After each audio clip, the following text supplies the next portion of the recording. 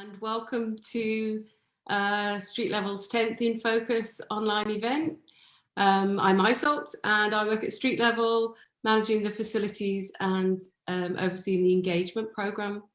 So really delighted tonight to start a slightly different series of online events where we are going to be inviting people from our Street Level Friends and Members group, which was a Facebook group we set up last year at the start of lockdown as one of a range of initiatives to try and keep connected to our members and our artist friends, and also to kind of help encourage create a forum where people could still share work together.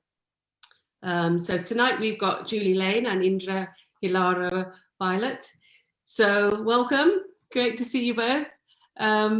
They're both really significantly part of another forum that Street Level supports, which is Roundtable. So Roundtable was set up in 2017 by Gina Lundy, and is really a peer-led support network for photographers looking for support and advice in a critically supportive environment. So typically people come along and present work in progress, looking for feedback either on elements of production or sequencing, or just to get some feedback before it goes public, if you like. And both Indra and Julie have been very active in that forum, which meets quarterly. Pre-COVID days, that was at Street Level, called Roundtable, but it's not actually a roundtable, it's philosophically a roundtable. So no one's head of the table, so to speak. And we do sometimes sit in a circle, actually. It can get a little bit artist anonymous. But they've both been very active in taking on facilitation roles for that. And during lockdown, we've switched those quarterly meetings online. So they've happened 4 times now. And they've both been really fantastic at facilitating that and keeping that, again, it's like another little support line for people who are trying to still stay creative in these really challenging times. So thank you both for agreeing to take part today. It's kind of strange for us because obviously we're in a Zoom together. We're being live streamed to Facebook, but we can't see your comments or anything, but please do give feedback and comments. And if you have any questions for the artists during their presentation, do pop them in the chat, because we've got John behind the scenes and he'll feed those through to us. So the format is going to run, they'll each give a presentation for about 20 minutes, and then we'll have a little bit of time at the end for a conversation and hopefully to answer some of your questions as well. So I'll give a very short introduction to you both first before we actually move on to the presentations. And firstly, I mean, I've got to say these two ladies are real powerhouses of resilience. They've not only had to deal with all the anxiety, disruption and stress of COVID, like all of us in their personal lives, but they've managed to find creative energy to develop these fantastic new bodies of work. And not only that, they've been really active in supporting other people too. So firstly, I'd just like to acknowledge that and big you both up in that respect. So Indra is a Glasgow-based photographer. She studied a BA Honours in Product Design in the Icelandic Academy of Arts and an MA in Communication Design and Photography at Glasgow School of Art. She's a volunteer at Street Level.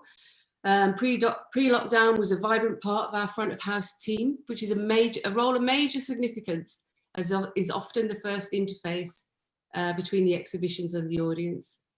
Her work explores themes of home, belonging and inner well-being, often expressed through documentary, storytelling and portraiture. Her last self-published photo project, The Last Beekeeper, won both first and third prize at the Flow Photo Festival. And of it, she says, "I wanted to tell a story of the family, about the passing of time and the struggle and happiness of the everyday. The book is an honest reflection of family life and a love letter from the aching heart of a child who had to leave her home." So we'll come back to Indra's specific project for this presentation shortly, but first, Julie Laing. Julie's a visual artist and writer based in Glasgow. She undertook a Master of Research in Creative Practices at Glasgow School of Art and currently works as a full-time lecturer at West College Scotland's Clydebank campus in the Design and Media department. She has no formal training in photography, but was able to access equipment through work and with the expertise of colleagues to develop this project and her own practice. She's interested in spaces where environmental phenomena and human experience intersect in unexpected ways. Her photography has been exhibited at street level, Royal Glasgow Institute, the Glasgow Women's Library. And she was also going to be featured in the forthcoming edition on Studies in Photography. Her writing can also be read in several anthologies, including Gutter and Edwin Morgan Centenary Collection. And she's currently a mentee on the Clyde-built Verse Apprenticeship Scheme. Okay, so the work, Julie's gonna go first. So I think without any more from me, Julie, would you like to introduce this project, Low Sodium? Okay, just sharing the screen. And can you see that? Yeah. Great. Okay, thanks ISOC for that introduction, and yeah, thanks also for your support in helping me get the project to this point in time. So as you'll see there, it is called Low Sodium, and I've been working on it really since 2015, and it's a study of the orange-yellow street lighting that you'll see around the streets, which is gradually disappearing from our nightscapes. And the title references the initial feelings that I had when I first became aware of it quite consciously around 2015. One of my friends had shown me somebody's photography he'd done at night, and it was those kind of very distinctive orangey brown skies that you get.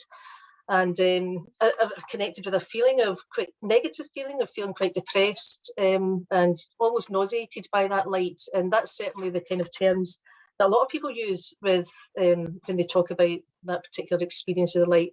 So the lower part of it indicates that, but as you'll see from this image here, which is one that I took a couple of weeks ago, that is not how I experience that now. So the next slide. This goes back to childhood, as I suppose a lot of projects do that. That's the flat that I was in as a baby, and I hadn't been there for a long time. And when I started to investigate how I was feeling about the lights, I actually thought, well, I'll go back and see what it was like outside the flat I was in as a baby in Glasgow. And you can see what's right outside the window. I think I was on the first floor, a big sodium light. So presumably there's quite an embodied experience for me in that connection. And I was interested in exploring and transforming my feeling about it, and then just inviting other people to think afresh about their experience of the sodium lights as well.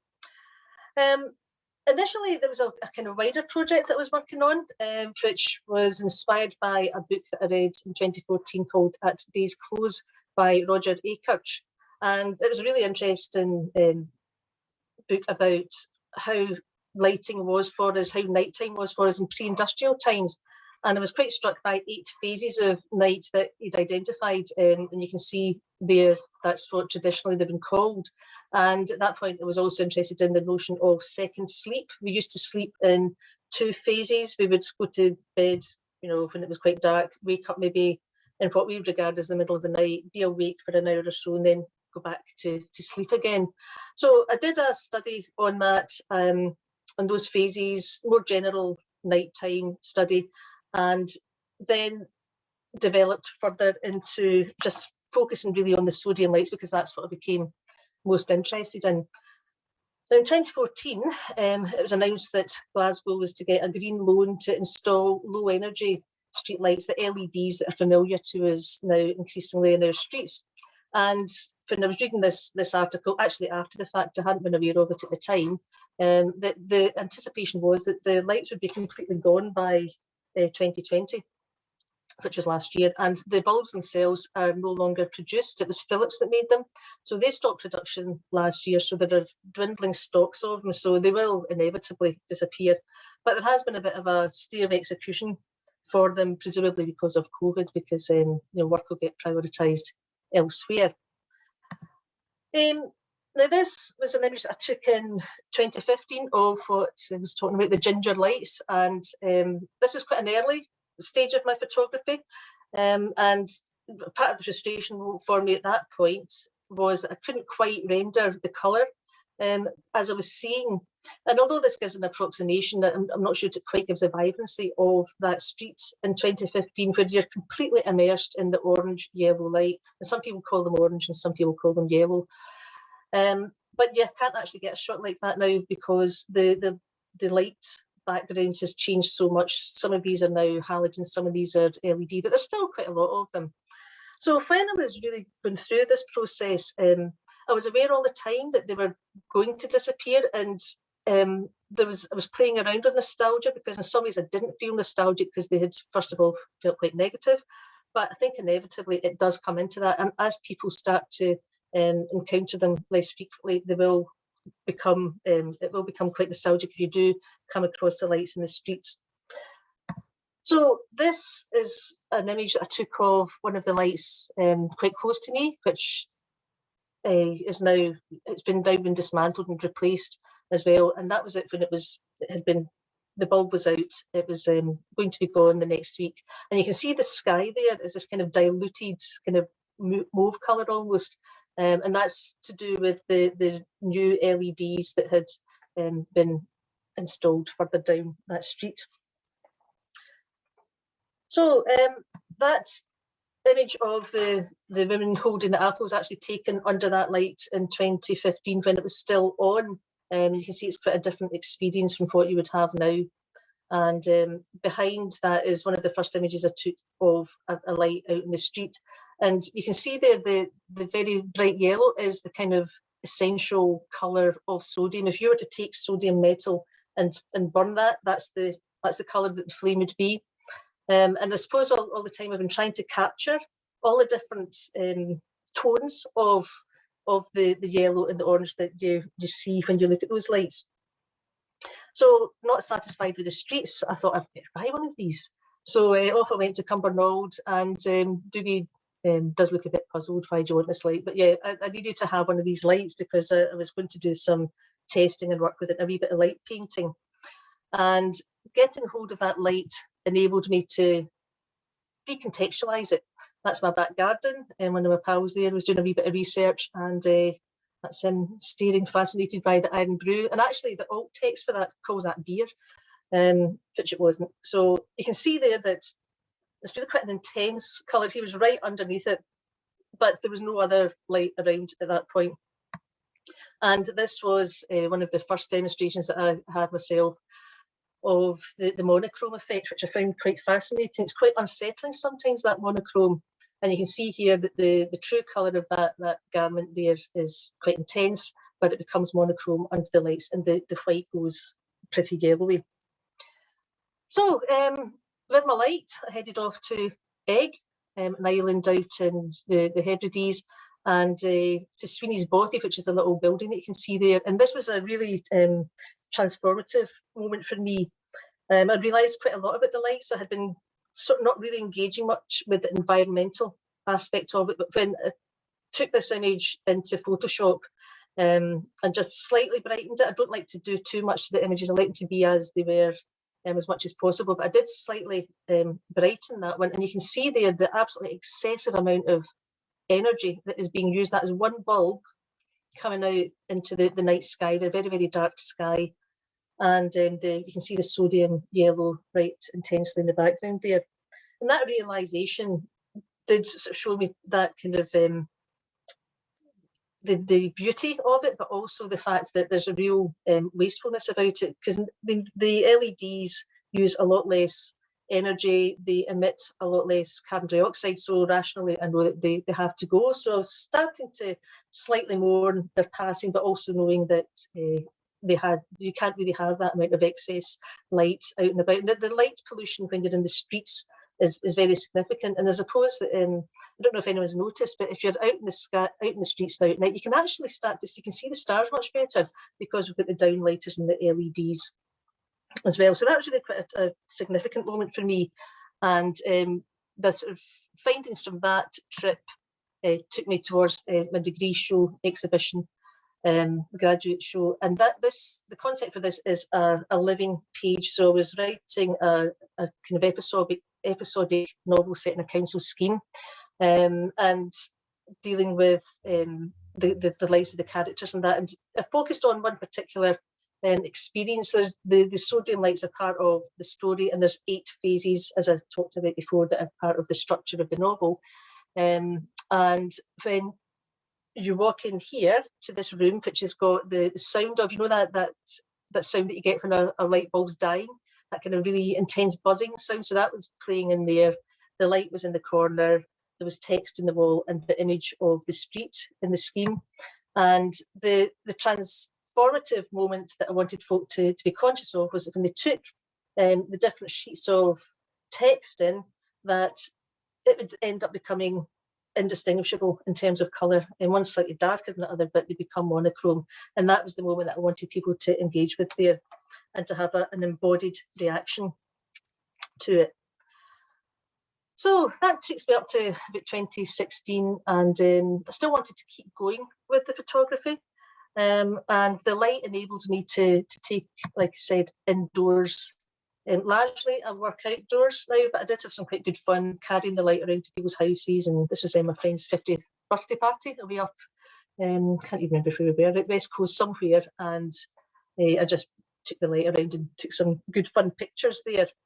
And you can see there the intense yellow, which when I look at this image, you can see that it is slightly nauseating. I kind of reconnect with that frequency. And this was inside a friend's house up in Tarbert, very intense. That's a couple of these paintings there shining away as well. So again, that intense yellow there, and a wee bit of light painting outside there. And I think what I was engaging with at that point was that sense of the uncanny. The light really makes everything look quite strange and a bit ambiguous at points. And when you position it and move it around, things look familiar but odd at the same time. And you can see there the Orion in the background in the sky too. So other kind of photography that I was doing in the period 2017 to 2019, just out and about in the streets, and trying to kind of discover the essence of this in all sorts of ways, experimenting with the different ways of looking at it, all digital at this point. I had actually tried to use film, but I'm not really that expert in it, and it's difficult to get it right. So I actually had to just sacrifice the idea of film because I was developing my skills in other ways at that point. And it's very icy night there, and you can see that same quite abstract look at the light there. So at this point, it's becoming quite interested in the effects on things rather than necessarily looking directly at it. And here, the thing that I was interested in was the brick. I really like how the buildings in Glasgow, we've got a red sandstone, we've got a blonde sandstone, we've got a red brick, and also we've got the more sort of pebble dash looks well. But the interaction with the red tones I find quite fascinating when you use the sodium light. But this was just general street lighting that was quite intense, just off Woodlands Road. And this was for me quite a significant image as well. There's a concept which I hadn't actually heard about until I went to GSC, which is phenomenology. It took me a while to learn how to say it. And the idea that when you go into a situation that you approach it without expectation, without preconception, you try to kind of experience the essence of it. And I found that this one here really felt like quite an experience, just noticed the condensation. It was a soul jazz nightclub thing in a bowling club, and obviously people had been dancing all night, and you just could see the condensation from the activity on the windows, and it really abstracted the lights there. So that was the kind of image that started to interest me more, and I've been trying to capture more like that as I go through, in addition to just documenting as I go along. So the odd things that you see, you know, this is the cycle home from work through Yoker, and you know, you say Yoker and you just think Limmy, and people they have an expectation of Yoker, but I've found some really beautiful scenes as I've cycled home that way, and you just stop, you take some pictures, and it just transforms everything. And you know, in this, I have no idea what those are, and they're gone now. That's all been changed. It was a playground. Maybe someone will be able to explain what those little white objects are. And here was the rest of the playground. And again, I mean, I drove past there a couple of weeks ago, and it's very dark in there now. But you can see again that excessive part of the lights. You know, there was all these metal boards, and it was really glowing and really magical. But again, that notion that wasteful energy. This one I liked as well. It's local. I'm cycling again past that, and it's kind of derelict, I suppose. It did actually get bought over, and it's been done up now. And again, I think just looking at the environment quite intensely as I go, but about my day-to-day business is how a lot of these encounters started. And maybe if I was walking or cycling or driving, sometimes we'd just find somewhere and then go back and get it. Because one of the things that I kind of feel about these images, because I know that they're going to be gone, I need to get them while I can. So I will quite often, even if I don't necessarily feel like it, go out and take the image just in case, you know, because a couple of times there's been a spot that I've wanted to go to and I've gone back and the light's already been taken away. This one here, again, that kind of connection to, I suppose, an experience of darkness and nighttime and the uncertainty. Would you walk down that lane? You know, to me it looks quite inviting, but maybe not. And a lot of shadows there, but the lights themselves, to me, I think are quite ambiguous in that image. And this is the swing park just next to that scene there as well. So I think there's a real kind of tension between the familiarity and the unfamiliarity in what you get with these lights at night time. So that was really what I was doing around the period 2017 to 2019. And then last year, lockdown happened, and I think the project shifted quite significantly. I had, you know, it was a very intense time for everyone, but we were all determined to go out and walk if you could. So I would go out and think, well, walking without purpose can feel a little bit of a chore. So I would just make sure I took a camera out. And I work in a college, and luckily for me, there's quite a lot of kit there, which I was able to take, because the students had not had time to get it before they went, and yet they can still have it. I'll give them it back. But yeah, it was great because I actually got some really nice lenses and managed to go out and start to take some photographs that I hadn't managed before, and I was beginning to understand how the light was working in the environment. And that was a nice portrait lens that I went out with. And yeah, that's now gone. I don't have that one anymore. I had to hand that back in. And of course the dandelions there, which, I mean, I know maybe you could see it's a bit happy looking at dandelions in time, but at the same time, you know, they do have significance. And to me, that really connected with the virus. It just looked almost viral. Remember that image that you get in the news of the coronavirus icon? It just really reminded me of that as well. And then went out, and it's a place round the corner from me, and it's actually still got very intense light there. And I took this image, and just that sense of disconnection really seemed to come across there. Like this was actually out with my son that night. He was helping me carry stuff, and him and his pals would go down there. It's called Ruben's Place, apparently. And it was them that had noticed that little bit of branch still stuck up there on the wires. And also what I feel I was starting to notice a little bit more at this point was the quality of the sky behind you. Get really, really intense blues. And because this was around the summertime, you get a long twilight. So you really hold on to that blue, which is a beautiful contrast as well. And you can see that same blue here. And this is tried to capture the starting up process of the lights. I've not actually put one in here, but the lights will be orange, will be pink when they start, because it uses neon as a catalyst. So the different phases of the lights themselves as they light up I'll look at too. And this was the night I went out to find Comet Neowise. No comet appeared for me. I think the clouds, it was quite cloudy, but I found this, which is almost better, up at Knightswood. And again, that lovely period where it's just about to move into day. This is like 3 o'clock in the morning, and I'm just should really have gone home at that point, but it was just fascinating watching the sky change around me. And this is, I like this one because it's got the gas tower, and it's very rusty. Like that's the colours there, if you're up close to that, really fit with the rest of the image as well. As you can see, I think it's coming into autumn at that point. The nights were starting to draw in. And again, that's the blossom, so that was obviously spring there, and you can see that would have been an intense pink, but it's showing as yellow. And we can have a bit of fun as well. I'm waiting for the kitchen sink to turn up here, the bath, and they're just left lying around in the streets waiting to be collected. And of course, during lockdown, things weren't getting collected as much or as often, so there were some odd objects lying there. This lay around for a while as well, under the lights, looking beautiful. And this is someone's garden, the wee shell garden. It's just really beautiful and odd too. I've not actually seen it during the day. I must go and see what it actually looks like in colour.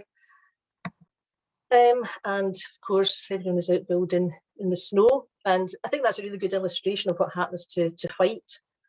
And that's a pretty accurate rendering of what I was seeing. And you can see the kind of the fighter light in the background as well. And I know that sometimes I look at it, I think, is it really that yellow in real life? And then I'll go back and I'll maybe have the image on my phone. I'll say, yeah, it really is that yellow. But it's not always the same intensity. It depends on what the other lighting is. It depends how close the environment is in terms of the buildings and clouds as well. So there's all sorts of things that mean that sometimes it will be really intense and other times it won't. And this is again cycling past into Yoker, and you can see the yellow and the beautiful red sandstone there. And in the background, the sky as well, that kind of quite familiar brown that you get. And round the corner from that is this here. Now the quality of the sky there is a bit more kind of greyish because there's LEDs behind. But what I like about this one is it's an illustration of what happens in the rain. You get a really sort of golden colour in the rain. It really, really reflects and shines at that point. So what I was aware of when I was doing this was that a lot of things were starting to change environmentally. And this was quite an odd image when I took it. It wasn't what I was expecting. And I think that's quite often the case. I go out with, in fact, I didn't even know I was going to take that. I had the camera. I was up at Yoker Athletic Football Ground. I just saw that and thought that looks really interesting and took it. And what was striking about it was that there's actually a billboard to the left of that one. And it's reflecting its colour of light onto the boardings there. And you've got the sodium reflecting skies in the background. And then you've got car headlights coming towards you as well. And that's the flats that were there behind that tree but have now been demolished completely, and you can see the sodium sky being diluted again. You've got LED appearing there. So they actually also had a stay of execution, I think, during the initial stage of lockdown, but they're now completely gone, leaving that brown space there, which I found quite attractive. And that's another demolition just along the road from there. And you can see, I'm looking at the sodium lights in the foreground, and in the background, really quite intensely, the sky has changed since the years that I started looking at it. And this one here, I took probably about maybe 5 weeks ago, and that's gone. I can't take that image now too, which I don't particularly regret. And I knew that it was going to happen, but that's gone because they're going to be building on it, and there's now a big pile of dirt in front of the basketball, not net, I don't know what you would call that. And again, that intense yellow. But this is where I feel that things still feel quite the same as they would have done in 2015. This is around sort of Partick Hill into Hindland areas. A lot of the lights still there. That's Dudley Drive, and you can really see it getting picked out there. And also the lights in the window are reflecting back their own different form of yellow there. But I think that's also an image that plays around with maybe a bit of fear. It's quite creepy looking as well, but also beautiful at the same time. And that was the same night as that. I was just looking at more kind of abstract ideas. That was a windshield cover inside, and it was all kind of condensed inside as well. This one again reconnected me with the idea of the energy, the excessive energy that was coming out, and there's steam from a boiler coming out as well, and this sense of almost time dissolving. And I feel that's red sandstone there. And I think that when I look at what I was doing maybe 5 years ago, and now I've got better at using the editing software just to get the colour as I would visualise it. And that feels quite accurately like what I was seeing at the time. And this is just round from where I live. And what I like about this one is the clouds there are picking up some of the mixture of light that's out there, and you can see the nice orange light in the house there. But the steam at the top there is actually picking up the reflection of the sodium lights from behind it, presumably. And I think again that is just a reminder of how far the rays, the beam, the glow can extend. It can go through a whole street really for a lot of meters, and so it's just got that nice little pink orangey top there. So bang up to date, lockdown itself I think has changed how I photograph.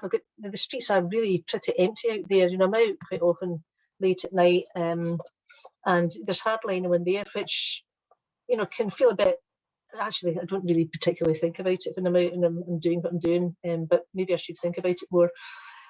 But here, this was a couple of weeks ago, I was driving back. That's the M80 in the background, I think, and you can see some of the lights there. And I kept seeing this street in the distance and thinking, oh, I must stop off there. And I thought, well, what, now's the time. When I got there, it started snowing, and I got this very strong sense of the coexistence of these two light forms, and that's demonstrated quite clearly there. And this here, which may or may not play, I'll give it a wee go. This I like because it was quite unexpected. I had got back into the car after I'd been for an hour in the snow, and I wanted to take a picture of the snow, which was appearing orange with the lights reflected. And actually, I'm not quite used to my new phone. I couldn't get the torch to go off when I was recording, and was disappointed. I thought, well, that'd be a bit rubbish. So I got home, and then I looked at it and no, not rubbish. Actually, that's really good, because it changed the colour of the snow, made it bright white and more cloud-like. So what I like about that is it's a reminder to myself that you sometimes go out, or you have an idea of how something's going to be, and then in that phenomenological sense, just to be very open to what might emerge once you're actually out there with your camera. And this is probably one of my most recent images, and I think that probably expresses how I feel about these nightscapes now. I think there's a real vibrancy about it, a real joy. I do really take a lot of pleasure in being out there and amongst it, and I love the mix of light there. You've got I think someone's got some green and red and blue. It's cycling through the colours there in the back, and they must have left their Christmas lights up or something. It's really, again, it's got its own intensity behind that house, and the contrast just works really, really well. And that's where I'm at now. And if I kind of go back to my initial experience of them when I was thinking about the lights in 2014, 2015, and that word depressing that I had in my mind and that so many other folk had, and I look at that and I think, no, I have managed to transform my experience of it. And I suppose that's what the project is about, hoping that maybe before they're gone, people out there will have a wee look around when they're out doing their lockdown walks and just notice them before they go, and then they will be gone.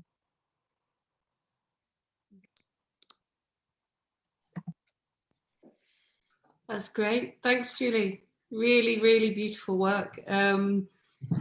Loads of comments coming in and some questions, but I'm going to try and keep to the format that we agreed. So we'll keep the questions to the end, but I'll share a few of the comments with you, Julie, because I think it's nice for you to get a bit of that initial feedback. beautiful, beautiful images. One of the most interesting things I've seen in a while from Jackie Booth. Beautiful images of an aesthetic fast disappearing from Caroline Campbell. And Jan Williams, hi Jan, said sodium skies, sounds and look so poetic. Love the way everything is rendered magical and mysterious, very filmic. So lots more that you'll be able to look at later on, and quite a few questions as well that we'll come back to at the end.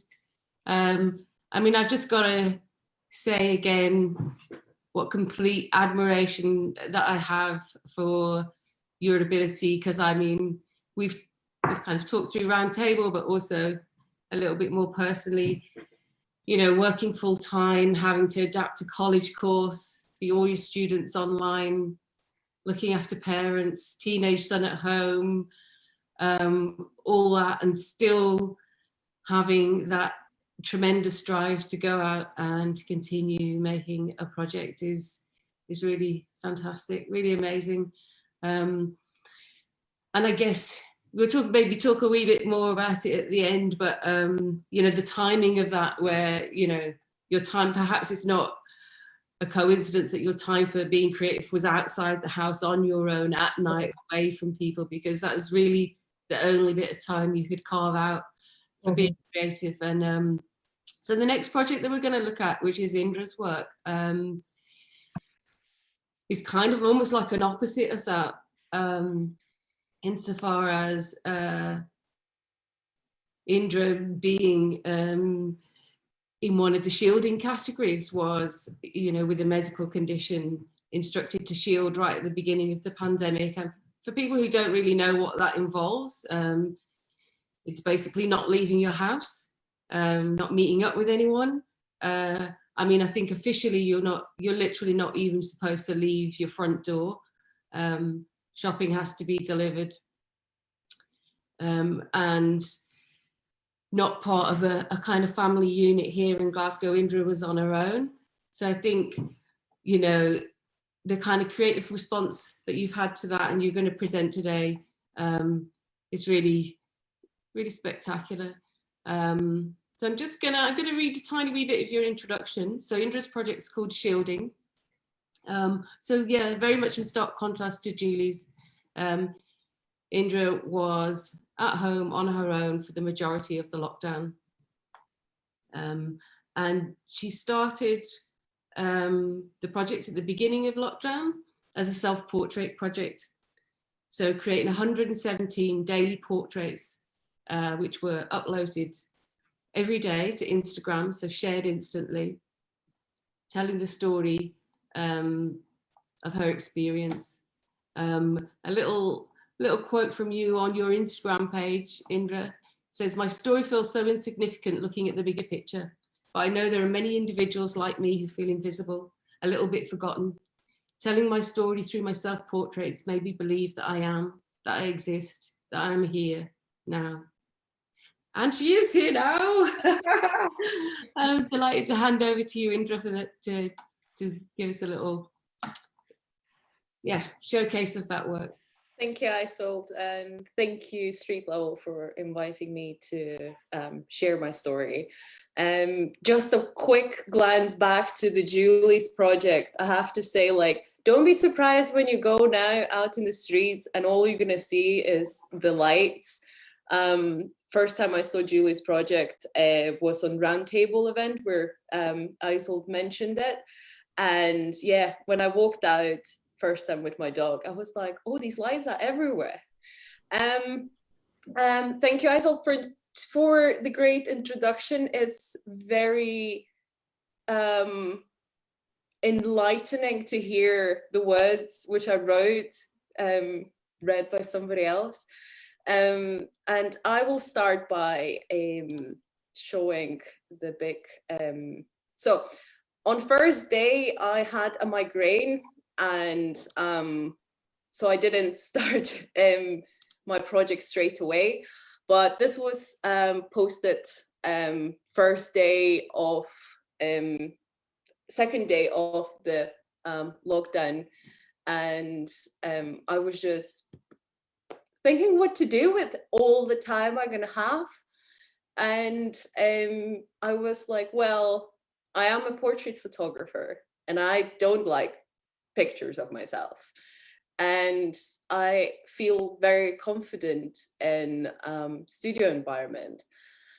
So why don't I just put myself a challenge to take a photo of myself once a day and practice my creativity by creating different setups, which inspiration came from very different places.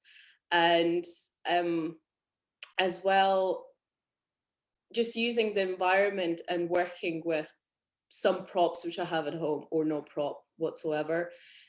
Using natural light was a challenge, but at the same time was a fun challenge. So if after my talk you will want to see more of my pictures, just go to Instagram, find me, and yeah, take a look, leave a comment. I have prepared the pictures, which I'm going to show you in closer detail. So this was the very first image I made, and it was that unknown. It's just like staring into the wall and having the glow of television and not really knowing what to do, the news on, and it felt a bit like the end of the world.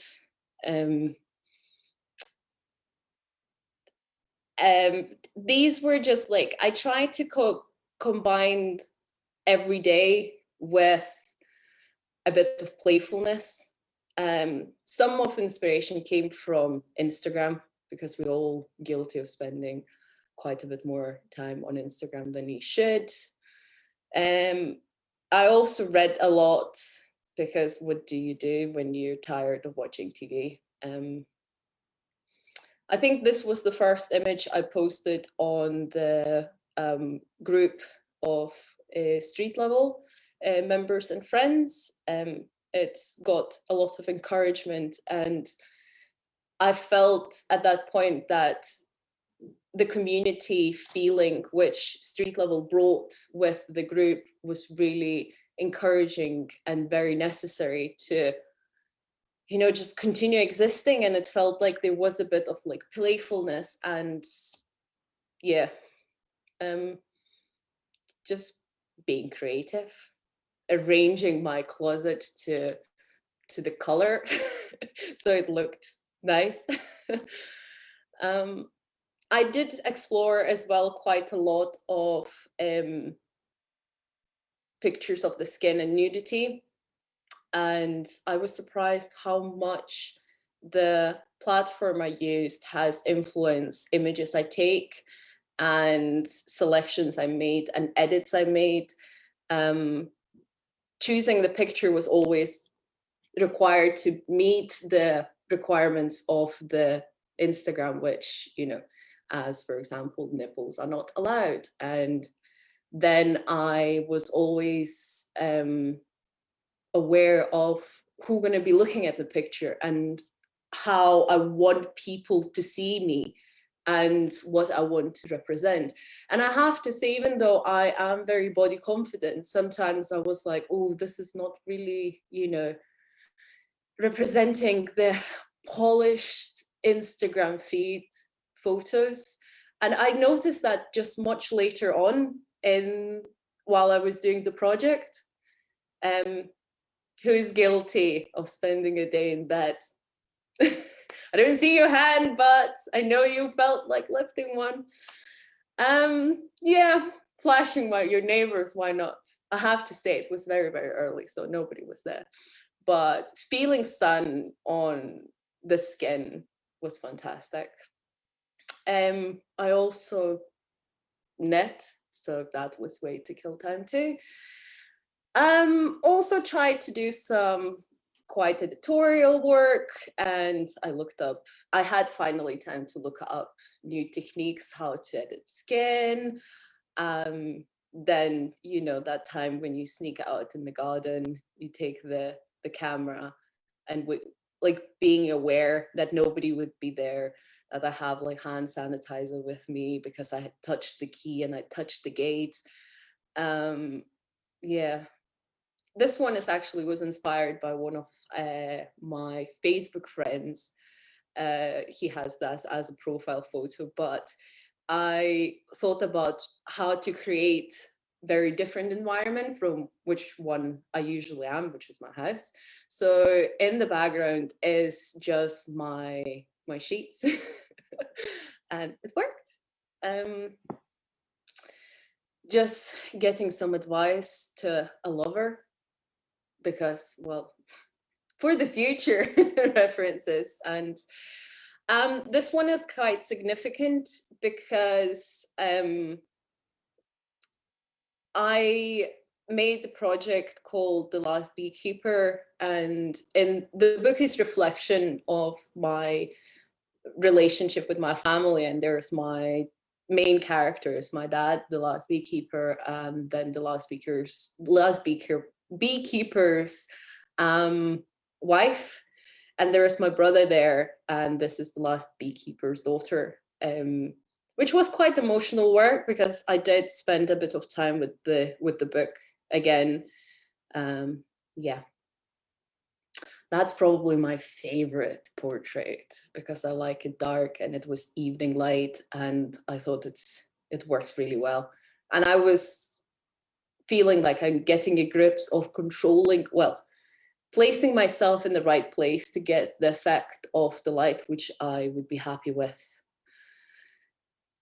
Just exploring Sprott, looking outside from my first floor flat to the life which I'm not involved. This photograph actually was selected from images which sparked the understanding of how limited it is, the platform I chose to share the project, because I thought there were so much stronger images which I would have happily have shared if not the restrictions of the Instagram. Why not? This one is captured. Jane, do you have any sugar? So it's like dressing up to go to ask for sugar to your neighbor. So in a bit, in the way I have been quite lucky because my neighbor who was living above me, she has been shielding as well. So we did meet each other sometimes because we felt like we both haven't seen each other. But at the same time, there was the pressure of being responsible for yourself, but also being responsible for somebody else. I know Julie is quite a big fan of this one, and I have done a project which was called Vanitas, which I was recreating a Dutch paintings and including some very contemporary objects. And in this one, I really wanted to focus on the mask.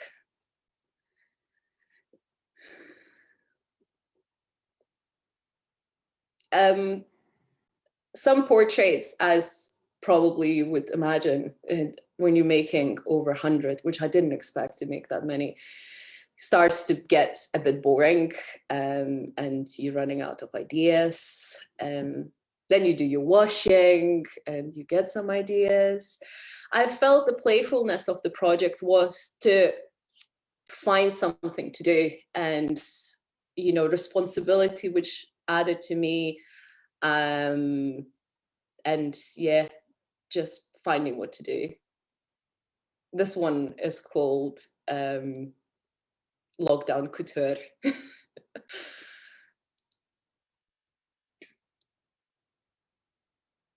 Also, my MacBook broke, so I have quite some time when I didn't have one, and some of the images has been created with my phone. I feel this one is very significant because I feel we all went through so many different emotions, and it has been going through a day. You can start with very good day, and then it's slowly decrease, and in the end of the day you feel like crying. And I felt that was necessary to be part of the project. I ran away from my home and I was a naughty girl. I went to botanical garden.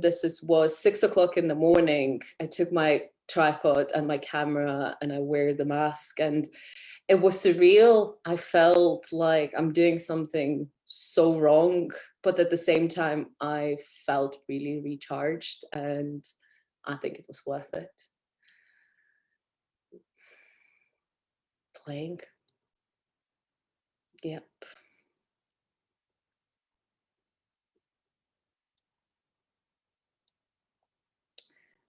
And I feel like you can see like decrease and increase of my creativity through the photographs. And also I started looking closer up. And yeah, and sometimes I just didn't want to be in front of the camera, which is natural when this was really far down the line. And sometimes I felt like putting a red lipstick for myself. Yep, we coming to the very end, and this was called Not Very Serious Day because I was just feeling cheerful.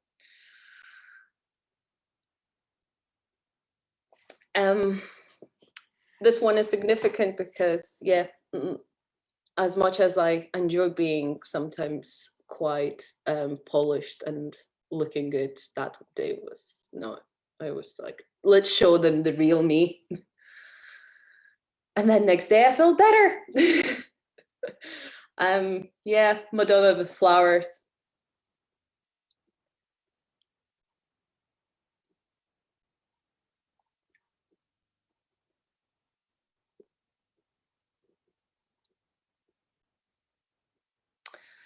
And I finished my lockdown one, or that part of the project, with getting a puppy. And she became the focus of my days. And at that time, I felt that I had succeeded my challenge, and I stopped taking photographs of myself because I felt like I had fulfilled my challenge, and as well like run out of ideas. If you would think what is next for this project, so I spoke with people from the roundtable, which was mentioned before, and I'm thinking about making the photography book, which gonna be combining all shielding photographs. So from now, from getting a dog, I chose to photograph things in my home, which is very mundane and everyday, and combining them with the portraits I have taken of myself through the first lockdown. So these are just first sketches of the book and combinations of the photographs which has been made in this. One of the things I would like to say, probably most of you are creatives who are watching, it's just this project was so organic, and I didn't feel like I worked one day, but at the same time, I feel like I have been working every day. And it's feeling like how I started the last beekeeper. It's just felt relevant, and the way to deal with the situation I have been in, and just noticing the color, so noticing the combinations and noticing small things which very insignificant, but they can be very aesthetically pleasing. And I also had my first vaccination, which is makes me feel unreal that I may be soon going to be able to join the community.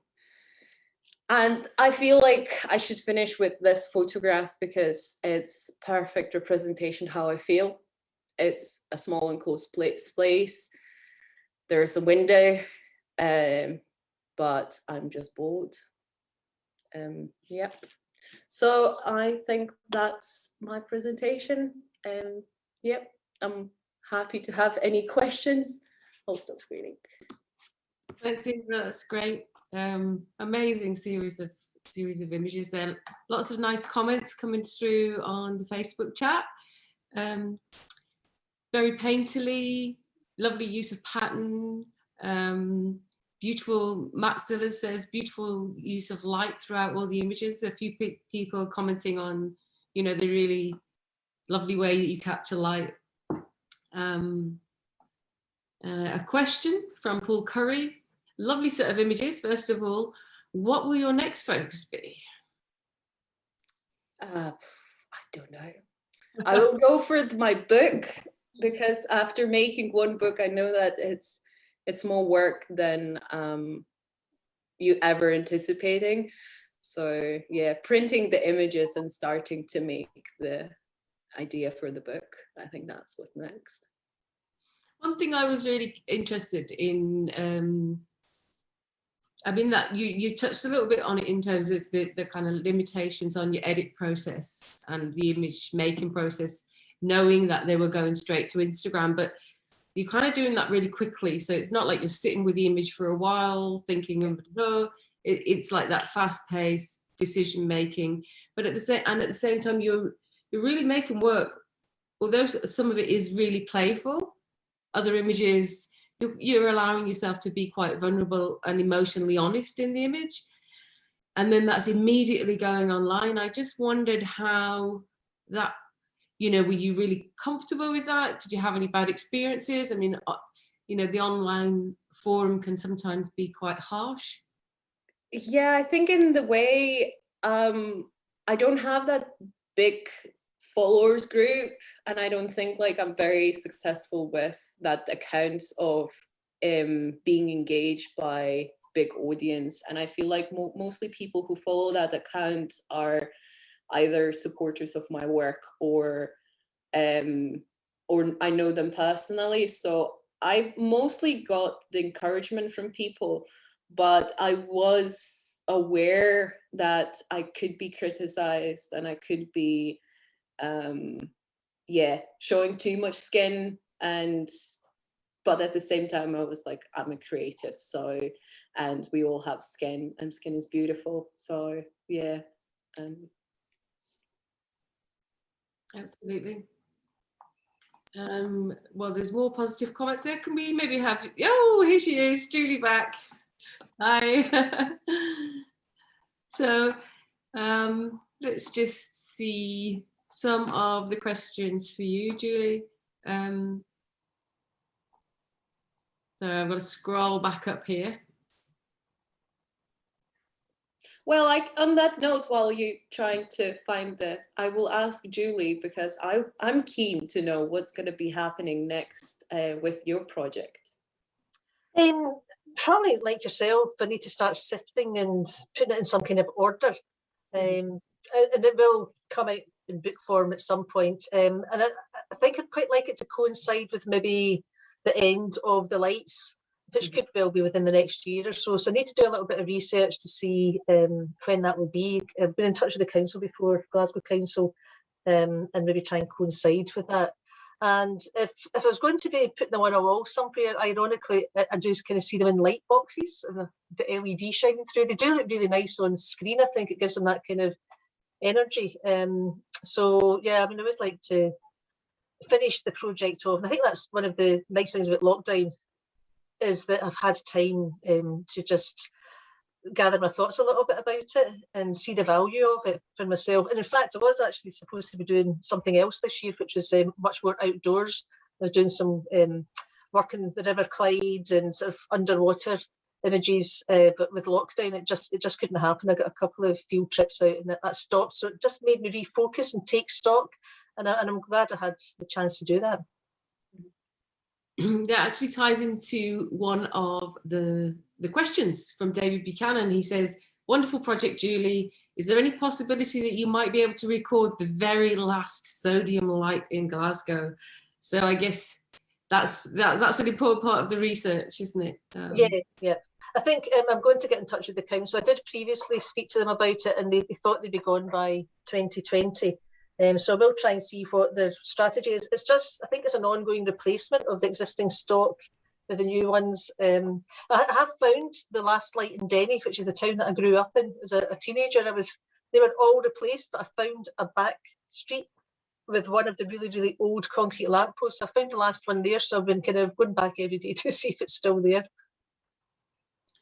The other thing that I wanted to just ask you a little bit about was, obviously it's a nighttime project and you were doing it throughout the last year. So, I mean, summer here, you did make a reference at one point about being out at 3 in the morning. Summer here is only dark for 2 or 3 hours in the middle of the night.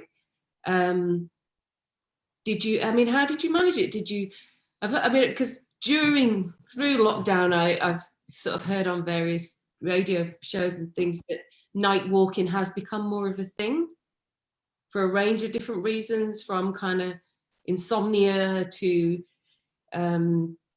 ironically, some people finding parks too busy in the day, so feeling safer at night. But, obviously there's kind of different set of issues, an additional set of issues maybe for a woman going out on her own at night. So it was like, were you on your own? And, especially a woman going out late at night with equipment, hanging out under street lamps.